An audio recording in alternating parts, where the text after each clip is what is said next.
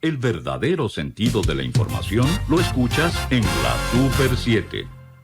Bueno, por aquí está Felipe Vallejos, politólogo, un hombre conocido en los medios de comunicación, temas nacionales, internacionales, de una gran reputación.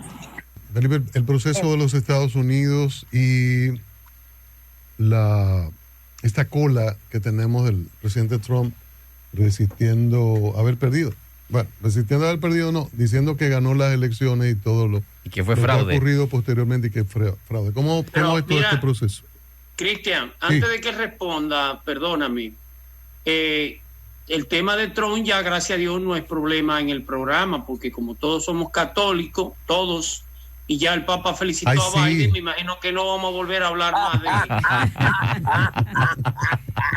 él. Y no creo que haya gente por ahí, ¿verdad? Déjame poner yo el mío. Que hable contra el Papa, ¿verdad? No, Pedro, no te autocensures, Pedro. Aquí es una democracia. Bueno, lo de Estados Unidos es bastante complejo porque evidentemente que la inestabilidad de un país de esa envergadura nos afecta a todos. Dice que cuando Estados Unidos estornuda, el país entero, el mundo entero tiembla. Y eso evidentemente que tiene una repercusión a nivel electoral. Trump tiene todo su derecho de objetar, sobre todo los estados que han sido un conteo realmente ajustado, de pedir recuentos, de pedir distintas acciones legales. Está en todo su derecho. Ahora bien, muy diferente a él presentar al país, pararse en la Casa Blanca, en la sala de prensa de la Casa Blanca, con el sello de la presidencia de Estados Unidos y decir que aquí hubo un fraude, porque eso evidentemente que lacera la institucionalidad. Las instituciones democráticas de un país que tradicionalmente ha sido muy sólido, han salido distintas voces autorizadas a decir que el proceso electoral fue bastante ejemplar en muchos sentidos y que por ende se descarta de gran manera o de manera contundente la posibilidad de un fraude. Sin embargo, Donald Trump está en su derecho de objetar, como digo anteriormente, o pedir un reconteo de votos. La última vez que se vio algo así fue en el año 2000, cuando para muchos el que era vicepresidente de Bill Clinton, Al Gore, había ganado las elecciones. Llegó George W. Bush y Al Gore con insuficientes votos electorales. No llegaron ninguno de los dos a los 270 y la Florida era la que iba a determinar quién iba a la presidencia. Se hizo un conteo y ganó George W. Bush por un suspiro. Luego se hace un nuevo conteo y la distancia entre George W. Bush y Al Gore se reduce aún más. Pero al final, por una cuestión ya sometida a la justicia, Al Gore tuvo que salir a reconocer, pero tarde, digamos que en diciembre ya de ese año salió a reconocer su derrota y permitió entonces que George W. Bush... Después de las elecciones. ¿Perdón? 37 días después de elecciones, correcto, fue que reconoció la... Exacto, entonces yo dudo mucho que todavía estemos en ese momento. Donald Trump no da luces de que quiera reconocer. Hay artículos periodísticos que pudiéramos decir que son balanceados, de que se da por sentado de que Trump sabe que tiene las posibilidades mínimas de revertir la situación, pero que va a seguir peleando en el aspecto legal porque entiende que, y esto no es casualidad, más de 70 millones de norteamericanos o de ciudadanos norteamericanos votaron por Donald Trump, y eso es una cuestión sumamente relevante. Eso indica que aunque Donald Trump salga de la Casa Blanca el próximo 20 de enero, el trumpismo, como se le llama popularmente, está lejos de irse, porque él interpretó a más de 70 millones de dominicanos, de ciudadanos. Y de hecho, más de 10 millones de votos en estas elecciones. Superó, exacto, aumentó su base electoral con respecto al año 2016, por lo tanto es un éxito total para él, dada la polarización que vive Estados Unidos, y es un factor muy importante a considerar. Un dato que quisiera ver si tú puedes corroborar, de que Obama en su reelección, dígase en su segundo término, perdió 3.5 millones de votos, y Trump, si pierde esta reelección, la perdió ganando 10 millones de votos más. Me hace total sentido. Bien, pero se va. Muy bonito, pero se va. Adelante, Felipe. Me hace sentido en lo que dice Pedro, sobre todo porque la victoria de Obama ante John McCain, el mítico republicano, en el año 2008 fue más holgado que la ajustada victoria que tuvo contra Mitt Romney en el año 2012. Oye, McCain llevaba una loca de vicepresidenta. Correcto. También. Adelante. Son factores que inciden. Sarah Palin, una loca.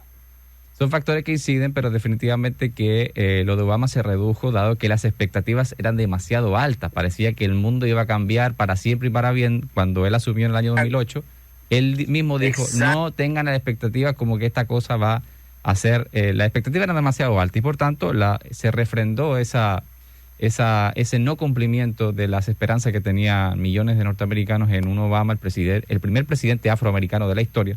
Y eso de alguna manera catapultó a posibles perfiles hacia el año 2016, lo que le dio la victoria, entre otros muchos factores, a Donald Trump, que estuvo muy cerca. Para mí no ha sido ni la polarización, ni el discurso incendiario, ni las polémicas que han rodeado a Donald Trump en su presidencia, sino el manejo, digamos, improvisado en muchos sentidos de la pandemia, el COVID-19, de hacer hasta bromas en la sala de prensa de la Casa Blanca con respecto a, por ejemplo, que la gente usara cloro para desinfectarse o para recuperarse.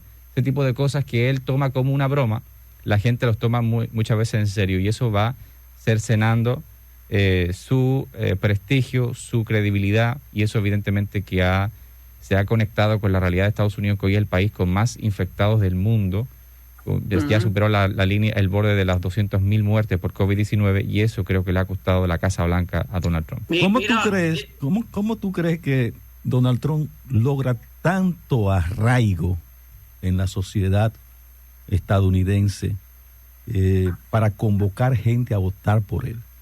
Mira, hay un video de John McCain en el año 2008 en la campaña, donde él está en lo que los norteamericanos llaman un town hall, que es una especie de encuentro con los ciudadanos, y ahí había muchos discursos de rechazo contra Obama. Lo llegaron a llamar fundamentalista, que financiaba el terrorismo, que ni siquiera era norteamericano. Es decir, hay una situación, hay un volcán en constante erupción con respecto a la retórica norteamericana, y sobre todo de los estados más resentidos económicamente, que sienten que no han sido parte del progreso económico de los Estados Unidos del último siglo, y sobre todo de la globalización. Donald Trump lo que hizo fue identificar a ese electorado y, de alguna manera, a través de su discurso, lograr que esa sensación de resentimiento, de necesidad de ser rescatados del olvido, pudiera cohesionarlo a su alrededor. Y esa base electoral no solamente fue sólida en el 2016, sino que aumentó de manera dramática en el año 2020. Felipe, un amigo tuyo me mandó un video de John Boy a favor de Donald Trump.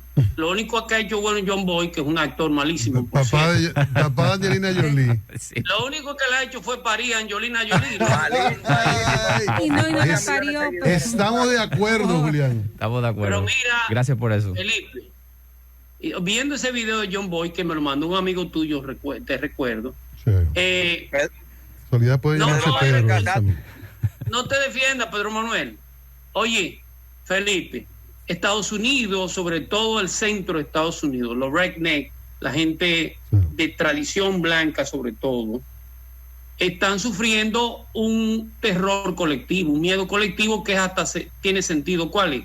Ya no es el centro del universo. Estados Unidos ha pasado a que otros países como China e India pasen a ser la grande fábrica del mundo. Las fábricas no volverán a Estados Unidos más nunca en su vida, por un tema de competitividad fundamentalmente. Y ese centro de Estados Unidos se resiste a los cambios que el mundo no va a volver atrás, innegablemente.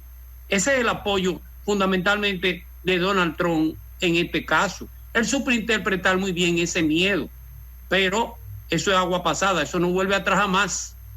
Así es. De hecho, hay un libro de Bob Woodward que se llama Miedo. Y en la contraportada aparece una frase de Donald Trump diciendo: el verdadero poder radica en el miedo. Y en torno a ello es que fue puliendo su discurso para lograr la identificación de estos millones de norteamericanos que se sienten rezagados, con miedo de que no puedan volver a la prosperidad que alguna vez enarboló esta frase mítica del sueño americano, de ese concepto. Ese sueño americano ya pasó al olvido.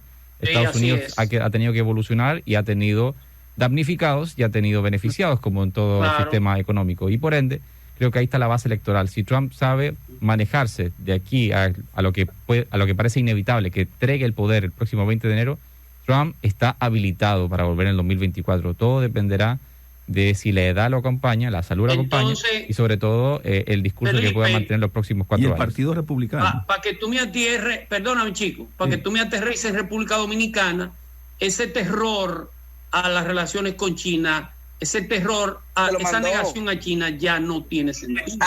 Aterrízame en la República Dominicana, por favor. Bueno, República Dominicana tenía un cambio dramático de su política exterior desde que salió el PLD el 16 de agosto. Fue notorio. La primera gran señal es la visita, la anunciada visita de Mike Pompeo a la ceremonia donde asumió Luis Abinader. Sentó en la primera fila Mike Pompeo y en la 45-46 al embajador de China. Lo mandaron para la grada, para allá atrás. Los mandaron a la... Claro, era un canciller y un embajador. Claro, pero me refiero a que el gran hito de la política exterior de Danilo Medina fue... China lo mandaron para la grada. Ese hombre no salía ni 2 días consecutivos del país y fue a meterse a China. Mira, una gran señal de que China fue una prioridad en su política exterior. Escúchame. Una salvedad, y es que no tuvo que ver con ser embajador, porque recordemos que el embajador de Israel, Daniel Bayrán, estaba al lado de Mike Pompeo. Nada que ver. El chino, donde tenía que estar, en las gradas. Israel y Estados Unidos. Deja Felipe hablar, déjalo. Vamos, Felipe. Vamos a avanzar con Felipe. Y evidentemente que esto fue una señal. La señal más contundente sale de la boca del propio Luis Abinader cuando hace unas 2 semanas, creo, indica en una conferencia online que China no podía invertir en ciertos sectores estratégicos, pero eso llama poderosamente la atención porque en el mundo entero hay países foráneos que tienen inversiones delicadas en otros países, por ejemplo a nivel telefónico. O sea, España tiene cuantiosas inversiones a nivel global y sobre todo en América Latina en el aspecto telefónico, siendo una de estas cuestiones, las telecomunicaciones son un aspecto muy sensible para un país. De todas maneras, es una señal contundente de hacia dónde va la política exterior dominicana. Y la otra es, claro, que no ve con malos ojos mover la embajada de Tel Aviv a Jerusalén. Una cuestión realmente sorprendente, por decirlo menos, porque eso es una clara provocación a Palestina, cuando en años o décadas pasadas, por ejemplo, cuando el presidente Leonel Fernández estaba en Palacio Nacional, tenía una señal de respeto para ambos países, pero incluso con cierta solidaridad hacia Palestina. Esto ha cambiado de manera dramática. Quiere decir que República Dominicana está muy alineada a los intereses de Estados Unidos y lo vamos a ver reflejado en este cuartel. Pero más que alineación, lo que se ve es sumisión, incondicionalidad en esto. Hay que jugar con la línea es muy delgada entre estar alineado con la agenda norteamericana y otra cosa es caerle tanto en gracia que perdamos cierta soberanía, y eso es muy delicado porque puede ser contraproducente para el gobierno del presidente Abinader verse demasiado débil ante Estados Unidos, porque tiene que bailar con los dos colosos. No podemos descartar a China, que va a seguir siendo protagonista a nivel global. Es verdad que tiene una naturaleza diferente en términos de inversiones, porque es otra cultura, pero hay que convivir con ambos, porque China no va para ningún lado. Será un socio estratégico, y quitarle peso, quitarle o sacarle la mano en desmedro, o sea, ponerle toda la atención a Estados Unidos en desmedro de China, creo que al final va a ser un error. ¿Se habría apresurado el gobierno de Abinader en una serie de decisiones? ¿No? ¿Debió esperar el resultado de este proceso electoral? Bueno, habrá que ver. Obviamente que la política exterior está bastante bien sustentada en la institucionalidad de Estados Unidos, y el Departamento de Estado tiene ciertas líneas que no son violadas con respecto a quién ocupe o no la Casa Blanca. Definitivamente que puede cambiar, porque entre un demócrata, los demócratas siempre tienen un discurso más pro Haití, de salvemos Haití. Eso puede ser un factor de preocupación para la República Dominicana, porque Donald Trump nos dejó, digamos que en buen dominicano, nos dejó tranquilos con el tema de Haití. Joe Biden vamos a ver, sobre todo porque he escuchado, hay rumores de que Hillary Clinton pudiera sonar como futura embajadora de Estados Unidos ante la ONU.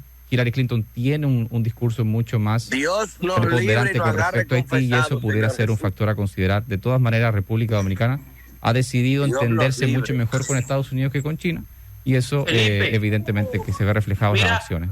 Importante, Felipe Vallejos, con esta visión. Excelente. El verdadero sentido de la información lo escuchas en la Super 7.